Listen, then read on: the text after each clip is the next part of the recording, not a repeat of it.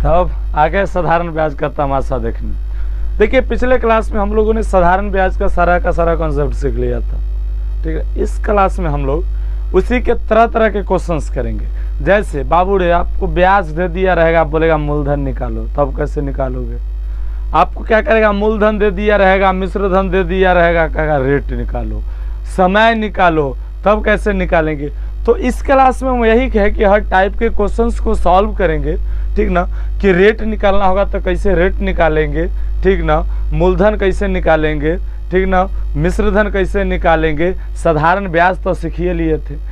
चला सिंपल सा है, आपको क्या करता है, फार्मूला आपको दे देगा रटेला, लेकिन फार्मूला आपको एक को याद करना है, सब कैसे बन जाएगा ये भी तो जानना है। अब ऐसे दे देगा कि हाँ रेट निकालना है तो ये फार्मूला लगा दो, और क्या बोलते हैं समय निकालना है तो कितना फार्मूला याद रखिएगा। एक फार्मूला अगर याद हुआ तो सारा का सारा फार्मूला आप खुद बना सकते हैं। फार्मूला कुछ नहीं होता है, बस आपको कंसेप्ट क्लियर होना चाहिए, और यही कंसेप्ट क्लियर आज हम करेंगे। बात समझ में आ गया? देखिए हमने वहाँ पे साधारण ब्याज निकालने के लिए, ठीक ना, यहाँ पर थोड़ा सा शॉर्टकट बाबू रे यूज करेंगे। देखो क्यों? क्योंकि देखो साधारण ब्याज यानी सिंपल इंटरेस्ट, मूलधन याद है ना, मूलधन को प्रिंसिपल पी से डिनोट करते थे। अच्छा चलो बता ही देते हैं।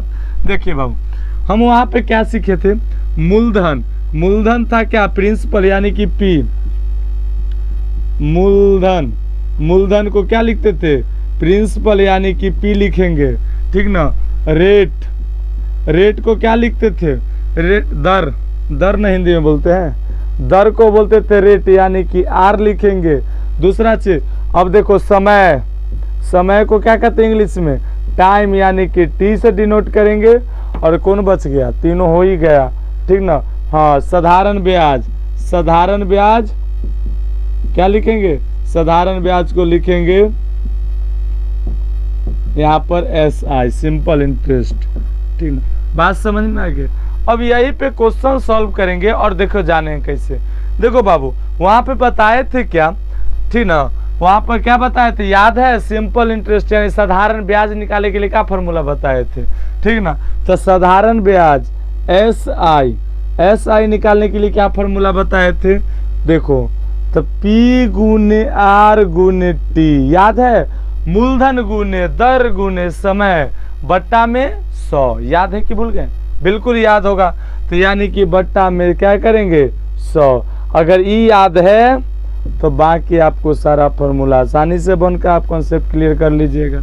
आना तो कौन वर्क भारी बात है बताइए, सिंपल सा, ठीक है। अब देखिए क्या करेंगे कि हमको, आपको कोई फार्मूला याद नहीं तो इस पर भी बना सकते हैं, अन्यथा हम फार्मूला लिखा देते हैं ऊपर भी बना सकते हैं। तो देखो राजा क्या है कि हमको अगर पी निकालना है, मान लीजिए कि आपको साधारण ब्याज दे दिया, ठीक ना, साधारण ब्याज दे दिया, बोलेगा मूलधन निकालिए, रेट दे दिया है, समय दे दिया है, मूलधन निकाले। तो मेरे भाई देखो कितना आसान है, हमको अगर पी निकालना है तो पी को एक तरफ रह देते हैं, बाकी सब दे ले ओकरा एक तरफ कर लेते हैं। यानी कि देखिए एस आई दे ले रहेगा, ठीक ना। हमको पी निकालना है तो पी के बराबर के यह पट्टी रह देते हैं, आर और टी के उधर ले जाते हैं। तो क्या हो जाएगा, सिंपल सा सोचिए ना, 100 यहाँ पर भाग में है तो इधर बराबर के इधर आएगा तो कथी हो जाएगा, गुना में हो जाएगा।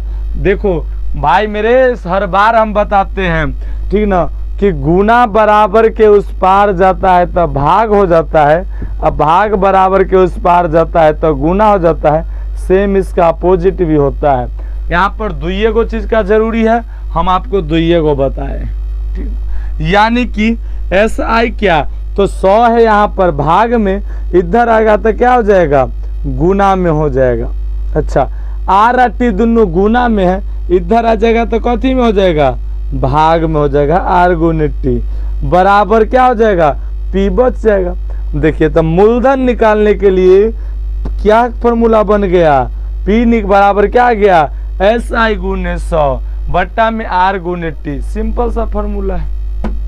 ऐसे ही तीनों का तीनों फॉर्मूला हो जाएगा। जैसे देखिए यहाँ पर हमको जब आर निकालना है तो सीधी सी बात है, बराबर की पट्टी आर रह दीजिए, एस आई है तो लिखेंगे एस आई, अच्छा आर को छोड़ेंगे ये पट्टी तो पी गुने टी गुना में है तो भाग में आ जाएगा पी गुने टी, बट्टा में 100 भाग में है तो यह आ जाएगा इन्हें गुना में। ठीक ना, बस यही हो गया फॉर्मूला। इसी तरीके से टी के लिए भी हो जाएगा क्या कि एस आई गुने 100 बट्टा में कति हो जाएगा पी आर, पी गुने आर बराबर टी। यही हो गया फॉर्मूला तीनों का तीनों। अब आपको दोनों तरीके से आपको सॉल्व करके हम बताते हैं एक क्वेश्चन लेके। ठीक है, जैसे मान लीजिए कि यहाँ पे क्या किया है कि आपको दे दिया है हर चीज। क्वेश्चन लिखते हैं, एक मिनट। देखिए यहाँ पे क्वेश्चन क्या है कि हमको दिया है रेट है 12%, समय है 3 महीना, अब ब्याज कितना है 270, तो हमको पी क्या है निकालना है। ठीक ना, आपको देखिए हम दोनों फार्मूला से बताएंगे। आपको ई फार्मूला आता है तो इससे बना देते हैं, आप पी निकालना है तो पी बराबर ई है तो ये फार्मूला से। हम हर सवाल दोनों तरीका से आपको सिखाएंगे। ठीक है, आपको जिससे आएगा आप सॉल्व कर लीजिएगा। देखिए कैसे सॉल्व होगा। हमको क्या किया है पी निकालना है, तो हम जानते हैं क्या कि एस आई बराबर क्या होता है पी गुने आर गुने टी, बट्टा में क्या हो जाएगा 100। अब बाबू रे यहाँ पर क्या होगा तो एस आई कितना है 270, तो सीधा से लिखेंगे 270 बराबर पी नहीं पता है तब पी गुने आर कितना है 12%, तब 12 लिख लेंगे। उसके बाद देखो समय कितना है 3 महीना, तो एक चीज ध्यान दीजिएगा यहाँ पर ज़्यादातर आपको महीना में नहीं देगा, जो भी दर देगा वो वार्षिक दर होगा। क्या होगा वार्षिक दर होगा। कैसे, तो 12% बोल रहा है ना, तो एक का मतलब हुआ 1 साल का 12%। 100 रुपया आप 1 साल रखिएगा तब जाके उसका कितना 12 रुपया होगा उसका ब्याज। ठीक ना, तब महीना में है तो एक क्या करते हैं इसको साल में बदल लेते हैं। कथी में बदल लेते हैं साल, यानी वर्ष में बदल लेते हैं। तो बताइए एक वर्ष में कितना महीना, एक वर्ष में 12 महीना, तो 12 महीना, तब 12 से 3 में भाग दे देंगे तो 3/12, यानी इसको और शॉर्ट करेंगे तो 1/4 वर्ष आ जाएगा। कितना आ जाएगा 1/4 ईयर। यही हमारा हो गया। तो समय कितना चला, समय हो गया 1/4, तो लिखेंगे 1, अच्छा बट्टा 4 इधर लिख देते हैं। और देखिए 100 क्या है यहाँ पे 100, तो लिखेंगे 100 गुना 4। अब जब इसको सॉल्व करेंगे तो देखिए कट जाएगा कितना 4 तिया 12, कितना हो जाएगा 4 तिया 12। अब और कटेगा क्या, अब नहीं कटेगा। तो इसको सिंपल सा क्या करेंगे, देखिए अब 270 है तो 270, एक काम करते हैं 100 को इधर ले आते हैं बराबर के, तो चला रे भाग बट्टा में नीचा में ना है तो भाग में है, तो भाग इन्हें आएगा तो कति हो जाएगा गुना में बदल जाएगा। आ ये ऊपर वाला गुना में ये चल जाएगा नीचा में, बराबर क्या पी बच जाएगा। यानी इसको काटेंगे तो 90 मरतबे 270 हो जाएगा, 90 तिया 270, यानी कि 90 के 100 से गुना करेंगे तो कितना हो जाएगा 9000, क्या पी आ गया, यानी मूलधन कितना आया 9000। ये फार्मूला पर बना लिए। जब आपको वही बात यहाँ पे है, अगर ये आपको पता रहेगा तो देखिए ये जो 2 प्रोसेस की आपको करना नहीं पड़ेगा और डायरेक्ट यहाँ पर सॉल्व करिएगा। जैसे देखिए हम बनाते क्या है और क्या है, हमको पता है P बराबर क्या होता है SI गुने 100, तो चला SI कितना दिले है 270, तो लिखेंगे P बराबर 270 गुने 100। अच्छा बट्टा में, तो बट्टा में देखिए R गुने T, क्या है R गुने T, तो लिखेंगे R कितना है 12, तो लिखेंगे 12 गुने T, T कितना है समय कितना है 1/4, 1/4। एक काम करते हैं ऐसे भी जब इसको सॉल्व करेंगे तो हो ही जाएगा, इससे पहले कि एकरे ऊपर भेज देते हैं तो कितना आ जाएगा। अब देखिए जब इसको सॉल्व करेंगे तो कितना 4 तिया 12, ठीक है, और ये 3 को काटोगे तो 90 आ जाएगा, यानी 90 के 100 से गुना करोगे तो कितना आ जाएगा 9000। P बराबर कितना आ जाएगा 9000 आ जाएगा। तो इस तरीके से सॉल्व हो सकता है, ठीक ना। अब आपको हम क्या करते हैं कि एक क्वेश्चन लेते हैं जिसमें आपको दर निकालना है, एक क्वेश्चन लेंगे जिसमें मूलधन, एक क्वेश्चन लेंगे जिसमें क्या है, जिसमें आपको क्या यहाँ पे समय निकालना हो जाएगा। 3 तरीके से ये क्वेश्चन हो जाएगा। एक तो चला ऐसा भी क्वेश्चन है जे में सब फार्मूला की कोई जरूरी है नहीं, सिर्फ कॉमन सेंस का बात है, ठीक है। तो इसको मिटाते हैं और वो क्वेश्चन लिखते हैं। आपको अगर ये तीनों फार्मूला याद हो गया तो भी ठीक, और नहीं हुआ तो ये तो यादें होगा तो ये से सॉल्व कर लेंगे, ठीक ना। तो क्वेश्चन लिखते हैं फिर आपको बताते हैं। देखिए यहाँ पे हमने 2 क्वेश्चंस लिए हैं, क्या है, दोनों क्वेश्चंस को बारी बारी से सॉल्व करते हैं। देखिए कितना आसान है कि 5000 रुपये का कितने प्रतिशत दर से, यानी कि देखिए 5000 रुपये का, देखिए क्वेश्चन मेन ये सब क्वेश्चन होता है कि समझना। आप क्वेश्चन जब समझ लीजिएगा ना तो सॉल्यूशन कुछ नहीं होता है। देखिए क्या है कि 5000 रुपये का, यानी कि चला रे मूलधन, मूलधन कितना हुआ, तो मूलधन हो गया हमारा 5000। बात को पकड़ो यहाँ पे, ठीक ना। और 5000 रुपये का कितने प्रतिशत दर से, यानी कि दर पूछ रहा है ना जी। तो दर क्या हुआ, दर हमारा पूछ रहा है, दर नहीं पता है। 3 वर्ष का, यानी समय कितना है चला, समय 3 वर्ष। हाँ अब देखिए साधारण ब्याज 3000, यानी कि साधारण ब्याज कितना हुआ चला, साधारण ब्याज 3000। हमको दर निकालना है तो कैसे निकाल लोगे, तो दोनों फार्मूला में से कोई से निकाल लीजिए ना, सॉल्व होगा तो उतने करना पड़ेगा। हाँ, तो हमको फार्मूला पर बताते हैं क्योंकि फार्मूला प्रैक्टिस करना है। अरे फार्मूला हमको याद करना है। तो देखो चला दर का बराबर क्या होता है, दर बराबर क्या बताएं, दर बराबर होगा साधारण ब्याज, साधारण ब्याज गुने 100 बट्टा में समय गुने क्या है, समय गुने मूलधन। बस यही हमारा फॉर्मूला है। तो इस पर डाल लेंगे, तो दर निकालना है तो लिखेंगे दर बराबर साधारण ब्याज कितना है चला, साधारण ब्याज 3000।